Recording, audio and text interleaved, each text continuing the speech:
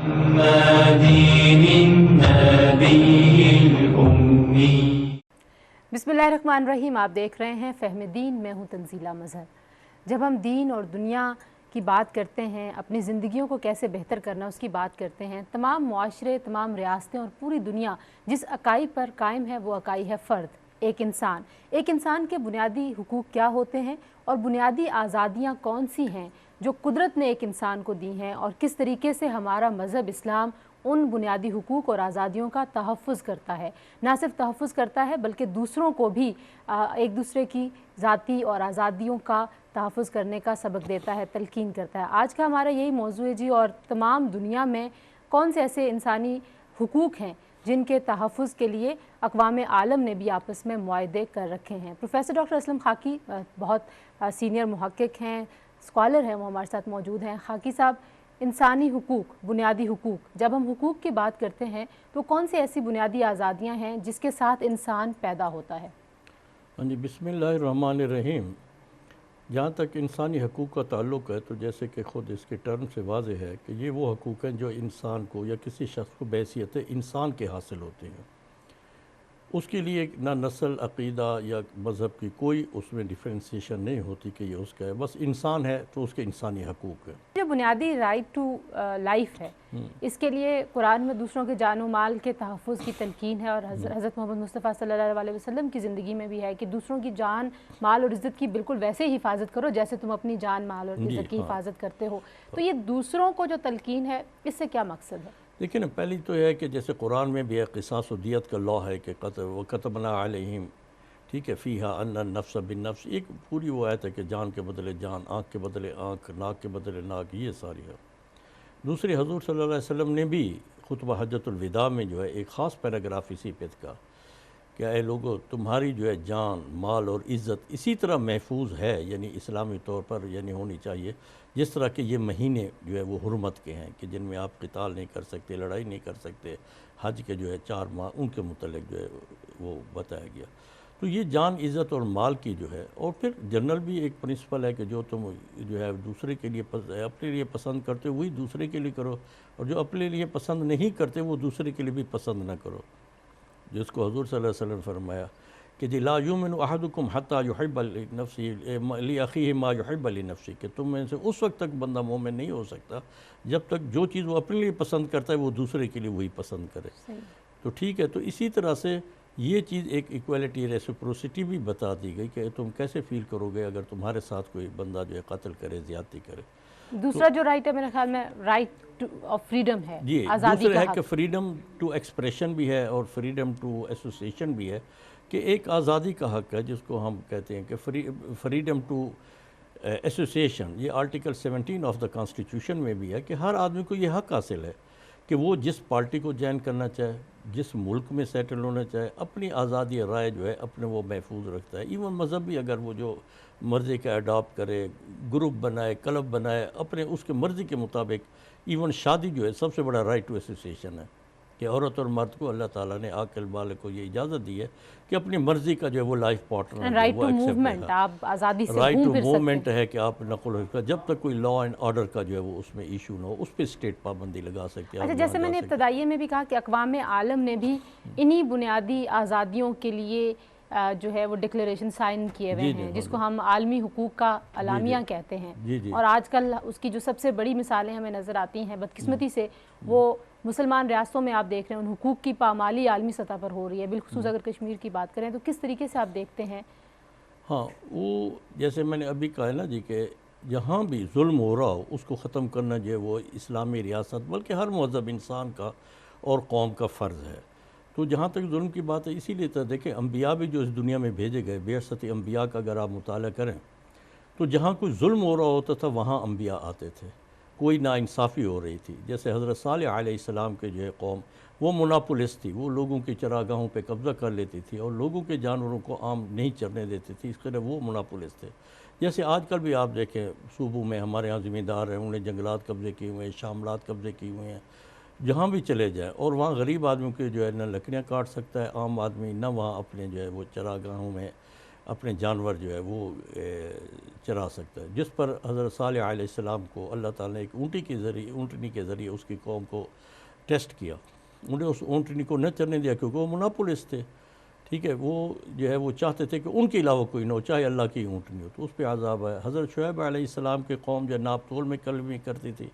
تو حکم ہے وَأَوْفُوا الْكَيْلَ وَالْمِيزَانَ کہ ناپ تول میں کمی جو ہے وہ نہ کیا کرو، انہوں نے وہ کی. اسی طریقے موسیٰ علیہ السلام جو تھے وہ بھی ایک ایسی قوم میں جو ہے وہ تشریف لائے جہاں ظلم ہو رہا تھا، فرعون جو ہے وہ ظلم کر رہا تھا. اسی طرح ابراہیم علیہ السلام نے نمرود کے ظلم سے دی. ہیومن رائٹس وائلیشن میں ہی جیسے حضرت لوط علیہ السلام کے قوم پہ اس لیے عذاب آیا کہ وہ عورتوں کے حقوق کی جو وہ نفی کر رہے تھے. تو اسی طرح حضور صلی اللہ علیہ وسلم بھی جب اس معاشرے میں آئے تو یہاں ملٹیپل وائلیشنز ہو رہی تھی. عورتوں کے حقوق کو علیحدہ جو ہے پامال کیا جاتا، زندگی کے حقوق کو علیحدہ پامال کیا جا رہا تھا، جن لڑائی جھگڑے کر رہے تھے. تو حضور صلی اللہ علیہ وسلم تشریف لائے اور اسی ظلم کا اینڈ کرنے کے لیے. تو جہاں بھی ظلم ہوگا وہاں جو ہے وہ اسلامی ریاست یا کوئی بھی مہذب ریاست ہے کہ وہ انٹروین کرے، جسے ہم ہیومینیٹیرین انٹرونشن کہتے ہیں، جس کی بنیاد پر کئی انٹرونشن بگ پاور کر بھی لیتی ہیں، غلط یا صحیح ایک علیحدہ چیز ہے، لیکن ان کے پاس یہی چیز ہوتا ہے کہ ہم انسانیت کو ظلم سے نجات دلا رہے ہیں. قرآن نے بھی کہا، اور خاص طور پر کشمیر کے حوالے سے لگتا ہے کہ قرآن ڈائریکٹ آپ کو کہہ رہا ہے. قرآن وَمَا لَكُمْ لَا تُقَاتِلُونَ فِي سَبِيلِ اللَّهِ تمہیں کیا ہو گیا ہے کہ تم اللہ کی راہ میں نہیں لڑتے، ٹھیک ہے. وَالْمُسْتَضْعَفِينَ مِنَ الرِّجَالِ وَالنِّسَاءِ وَالْوِلْدَانِ الَّذِينَ يَقُولُونَ رَبَّنَا أَخْرِجْنَا مِنْ هَذِهِ الْقَرْيَةِ الظَّالِمِ أَهْلُهَا کہ جب کہ حالات یہ ہیں کہ کمزور مرد، عورتیں اور بچے پکار کر کہہ رہے ہیں کہ اے اللہ تعالیٰ ہمیں اس ظالموں کی بستی سے نکال. تو یہ ہیومینیٹیرین انٹرونشن. اچھا ڈاکٹر صاحب مجھے یہ بھی بتائیے، ہم تمام مذاہب میں اگر دیکھیں تو بنیادی انسانی اقدار ہمیں یکساں ایک جیسی نظر آتی ہیں، چاہے آپ بدھ مت کی بات کر لیں، باقی جو مذہب دنیا میں جو بڑے مذاہب کے پیروکار ہیں ابھی بھی ان کی جو تعلیمات ہیں، تو آپ کے خیال میں اس وقت ہمارے خطے میں آج کی دنیا میں جہاں جہاں مظالم ہو رہے ہیں وہاں پہ کیا وہ بھی بالکل اپنے راستے سے، ہدایت کے راستے سے ہٹے ہوئے لوگ ہیں جو یہ ظلم کر رہے ہیں؟ جی بالکل، وہ ہدایت کے راستے سے ہٹے ہوئے ہیں، بلکہ انسانیت کے راستے سے بھی ہٹے ہوئے ہیں. میں سمجھتا ہوں کوئی اگر ایتھیسٹ بھی ہے اس میں بھی ایک ضمیر ہوتا ہے جس کی وجہ سے وہ کہیں اگر دیکھے بھی صحیح کہ کوئی بچہ اکیلا ہے تو اس کا وہ گلا نہیں گھونٹتا، چاہے وہ دشمن کا ہی بچہ کیوں نہ ہو، کیونکہ اس کا ضمیر اسے ملامت کر رہا ہے. تو انسانیت کے حوالے سے بھی اور دوسرے حوالے سے تو جہاں تک یہ عالمی جو ہے چارٹرز کا تعلق ہے تو اس وقت جو ہے آپ کو پتہ ہے یونائٹڈ نیشن کا جو ہے ہیومن رائٹس چارٹر 1948 جو ہے وہ اس وقت ہم اس کے سگنیٹری بھی ہیں. تمام اقوام جو اس کی سگنیٹری ہیں، جس میں ان تمام جو ہے حقوق کا جو ہے وہ ضمانت دی گئی ہے، جو خود تمام مذاہب میں بھی میں کہوں گا، جیسے بائبل دیکھے اس کے 10 کمانڈمنٹس ہے، بدھ مت کے پریسیپٹس ہے 5، اسی طرح باقی مذاہب کے بھی ہیں. تو اس کا جو ہے وہ نچوڑ جو ہے وہ وہاں دیا گیا ہے، یعنی UN ڈیکلریشن میں. تو اس کی پاسداری بھی ضروری ہے کیونکہ ہم سگنیٹری ہیں، ہمیں نہیں بلکہ ہمارے ہمسایہ ملک ہوں، دوسرے بھی ہوں، چاہے ہمارے دوست ہیں یا دشمن ہیں، سب پر ان کی پاسداری ضروری ہے. اچھا کچھ ایسے ہم نے دیکھا کہ آپ بدترین اگر دشمن بھی ہوں تو بھی جہاں پہ جنگ ہے، جدل ہے، وہاں پہ آپ بچوں کو، عورتوں کو، بزرگوں کو بہت ساری ایگزیمپشنز ہیں بدترین جنگوں میں بھی. لیکن ہم کشمیر میں دیکھ رہے ہیں کہ چھوٹے چھوٹے بچے پیلٹ گنز ان کے اوپر چلائی جا رہی ہیں، عورتوں کی عزتیں پامال ہیں، بزرگوں کا کوئی احترام نہیں ہے. تو یہ جو بنیادی ایتھکس ہیں کسی، چاہے وہ آپ وار میں ہیں یا وار میں نہیں ہیں، دونوں صورتوں میں ان ایتھکس کا خیال کیوں نہیں رکھا جاتا؟ وہ اسی لیے کہ لوگ جو ہے دشمنی میں اتنا بڑھ جاتے ہیں کہ وہ انسانیت کھو بیٹھتے ہیں. اسی لیے کہ ہم اس وقت انسان نہیں درندے بن جاتے ہیں جب ان حقوق کا ہم خیال نہیں رکھتے.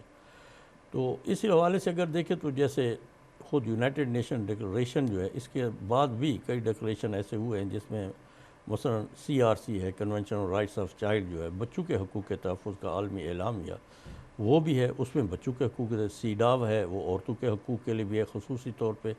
تو ان سب جو ہے حقوق کا تقاضا یہ ہے کہ جی ان حقوق کی حفاظت کی جائے. سب سے بڑا قانون جو ہے اس وقت انسانی حق جو ہے وہ ہے اس کا جی کہ جی رائے حق دہی کا، کہ میرا یہ حق ہے میں جس کے ساتھ جو ہے اپنی ایسوسیشن کروں. تو اس وقت جو مقبوضہ کشمیر ہے، اور ہم نے دیکھا ہے کہ یونائٹڈ نیشن کی ریزولوشن جو کشمیر کے بارے میں پاس ہوئی تو وہ یہی تھا. انہوں نے بڑا سمپل کہا، انہوں نے یہ نہیں کہا کہ جی کشمیر پاکستان کو دے دیں یا انڈیا کو دے دیں.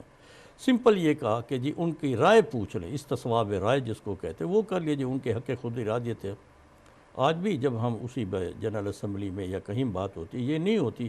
کہ جی ہمیں دے دیا جائے یہ مقبوضہ کشمیر جو ہے، جو ان کا حق ہے انہیں وہ دیا جائے۔ یوں لگتا ہے کہ جو ابھی موجودہ کرائسس ہے وہ انسانی حقوق کی پامالی کا سب سے بڑا بحران ہے جو ہم کشمیر میں دیکھ رہے ہیں، جہاں پہ کوئی بھی محفوظ نہیں، کسی کی جان محفوظ نہیں، کسی کا مال محفوظ نہیں۔ تو یہاں پہ آپ اقوام عالم، کیونکہ جب ہم عالمی اعلامیہ دیکھتے ہیں بنیادی حقوق کا، وہ اعلامیہ بالکل وہی ہے جو ہمیں اسلام میں تعلیمات ملتی ہیں، یوں لگتا ہے کہ اس کا ماخذ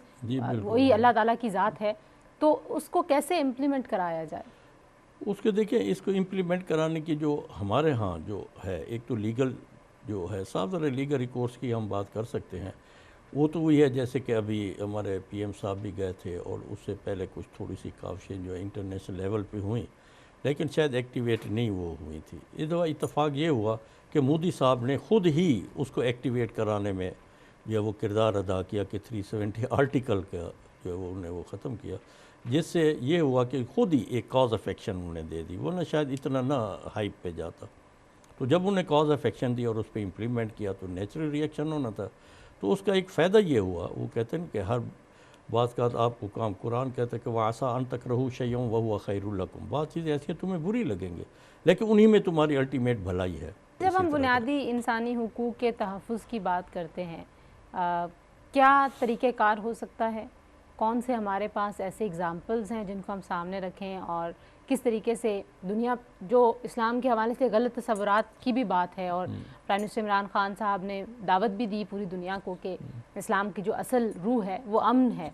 وہ جس جہاد کی غلط تشریح پوری دنیا تک پہنچی ہے وہ نہیں ہے، امن ہے، تو وہ کیسے ہم دنیا کو یہ باور کروائیں؟ تو اس حوالے سے اگر دیکھیں تو تمام انسانیت جو ہے وہ ایک ہی پلیٹ فارم پہ اسے ہونا چاہیے، جیسے کہ حلف الفضول تھا حضور صلی اللہ علیہ وسلم کی بعثت سے، یعنی اعلان نبوت سے پہلے مکہ میں ایک حلف الفضول ایک معاہدہ ہوا تھا جس میں فضل نام کے کئی لوگ تھے، تو اس کی پہلی شک ہی یہی تھی کہ ہم مظلوم کا ساتھ دیں گے چاہے وہ کوئی سیاح ہی کیوں نہ ہو، یعنی باہر کا اسٹرینجر کیوں نہ ہو، فارنر ہی کیوں نہ ہو، اور ظالم کے خلاف لڑیں گے چاہے وہ مکہ کا ہی کیوں نہ ہو۔ یار اس سے بڑا ہو کہ حضور صلی اللہ علیہ وسلم کو وہ بہت معاہدہ پسند تھا اور فرماتے تھے اعلان نبوت کے بعد بھی کہ یہ مجھے سرخ اونٹوں سے بھی زیادہ پیارا ہے، اور آج بھی اگر کوئی ایسے معاہدے کی طرف مجھے بلائے گا تو میں دوڑ کر جاؤں گا۔ تو یہ چیز ہے کہ اصل چیز پیس تھا، اصل چیز یہ تھا کہ انسانیت تھی وہاں، حالانکہ مسلمانوں کا تو اس وقت کانٹیکسٹ ہی نہیں تھا۔ اچھا، آپ خیر پہلے کہہ چکے ہیں کہ طاقت کا جو استعمال ہے وہ آج کے دور میں یا کسی بھی دور میں اس کو پسند نہیں کیا گیا۔ پیسفل ڈائیلاگ ایک طریقہ ہے جس کے تحت حضرت محمد مصطفیٰ صلی اللہ علیہ وسلم نے بہت سارے کانفلکٹ کو جو ہے وہ حل کرنے کی کوشش کی ہے۔ پاکستان اس حوالے سے بہت زیادہ انیشیٹو لیتا رہا ہے، اور ظاہر ہے پاکستان بھی ان اعلامیوں پہ دستخط اس نے کیے ہوئے ہیں جہاں پہ بھارت نے بھی دستخط کیے ہوئے ہیں بنیادی حقوق کے تحفظ کے لیے، لیکن پامالی جو ہے وہ رک ہی نہیں رہی۔ ایک ایسا سلسلہ ہے حقوق کی پامالی کا جو سالوں سے چلا آ رہا ہے، دہائیوں سے۔ تو کیا طریقہ کار ہونا چاہیے؟ کس طریقے سے امن کی فضا کو قائم کرنے کے لیے کوششیں ہونی چاہیے؟ ہاں، میں اس میں پھر بھی وہی کہوں گا کہ جی ہمیں یوز آف فورس کی طرف نہیں جانا چاہیے، جو بھی حالات ہو جائیں، جب تک کوئی حملہ نہ ہو جائے ڈیفنس کے لیے کہ وہ یہاں حملہ کر دے، خدا نہ خواستہ، تو ڈیفنس میں جس کو ہم کہتے ہیں جسٹ ایڈ بیلم ایک کہا جاتا ہے، جسٹیفیکیشن فار دا وار، کہ جی وہ ایک ہوتے، وہ جنیوا کنونشن میں بھی اس کو جو ڈیٹیل آؤٹ کیا گیا ہے، ٹھیک ہے، اور جو آپ کام کر سکتے ہیں جنگ میں جو نہیں کر سکتے اس کو بھی acts forbidden during war, Islamic code of conduct بھی ہے جو کتاب السیر شیبانی نے لکھی ہے، اس میں ڈیٹیل آؤٹ وہ کیے ہوئے ہیں۔ تو وہ تو ہر صورت ہمیں برقرار رکھنا ہے امن کے لیے، لڑائی کی طرف نہیں جانا۔ بہت سارے نوجوان بھی دیکھ رہے ہیں تو کچھ لوگ یہ تنقید کرتے ہیں کہ بھئی جہاد کی بات نہیں کر رہے، صرف تقریریں کر رہے ہیں، امن کی مذاکرات کی بات کر رہے ہیں، اور اس کو کمزوری سم ہاؤ کچھ لوگ سمجھتے ہیں۔ میں اس لیے ان کی وضاحت کے لیے آپ سے پوچھ رہی ہوں کہ اسلام جو ہے وہ کتنا ایمفسس کرتا ہے، کتنا زور دیتا ہے کہ آپ نے پرامن حل کی طرف کوشش کرنی ہے۔ جی، دوسری بات یہ ہے کہ یہ میں ان نوجوان دوستوں سے کہوں گا کہ 13 سال جو حضور صلی اللہ علیہ وسلم نے مکہ میں گزارے، ظلم ہوتا تھا صحابہ پہ، آپ پہ بھی، شعب ابی طالب میں چلے گئے، ہجرت حبشہ ہو گئے، تو یہی سوال اس وقت کے بھی مسلمان نوجوان کرتے تھے کہ حضور صلی اللہ علیہ وسلم کیوں نہیں ان کے خلاف ریئیکٹ کرتے؟ دیکھیں اتنا ظلم ہو رہا ہے، بلال حبشی کو ریت پہ یعنی لٹا کے مارا جا رہا ہے اور یہ ظلم کیے جا رہے ہیں۔ تو اس وقت صبر کی تلقین تھی کیونکہ اسٹیٹ قائم نہیں ہوئی تھی، جہاد جو ہے سوائے اسٹیٹ کے کوئی نہیں کر سکتا، ٹھیک ہے، نمبر ایک تو یہ طے ہوا۔ نمبر دو یہ ہے کہ ہم اب ایک یونائٹڈ نیشن کا حصہ بن گئے ہیں، اور قرآن میں بھی ہے وَأَوْفُوا بِالْعُقُودِ کہ اپنے وعدوں کی پاسداری کرو. حضور صلی اللہ علیہ وسلم نے بھی فرمایا المسلمون علی شروطہم کہ مسلمان اپنے وعدے کے پابند ہیں کہ وہ اپنے وعدے. جب ہم یونائٹڈ نیشن کا چارٹر ہم سائن کر دیتے ہیں ہم پابند ہیں اس کے, اور اس میں یہی ہے کہ یوز آف فورس سے پہلے آپ کو یہ ایکشن کرنے ہیں. لیکن آپ اس کو سیکورٹی کونسل کو پہ اپروچ ایک کریں. آرگیومنٹ یہ آتا ہے کہ دوسرے تو نہیں کرتے انہی علامیوں کا. تو آپ بتائیے کہ اچھائی اور برائی میں جب آپ نے فیصلہ کرنا ہو تو ظاہر آپ اپنی اچھائی کو تو کسی کی برائی کی خاطر قربان نہیں کرتے. لیکن ایک دوسرا اصول بھی ہے اخف ضررین واہون الشررین کہ لیسر ایول کا اصول ہے کہ کس میں کم نقصان ہے.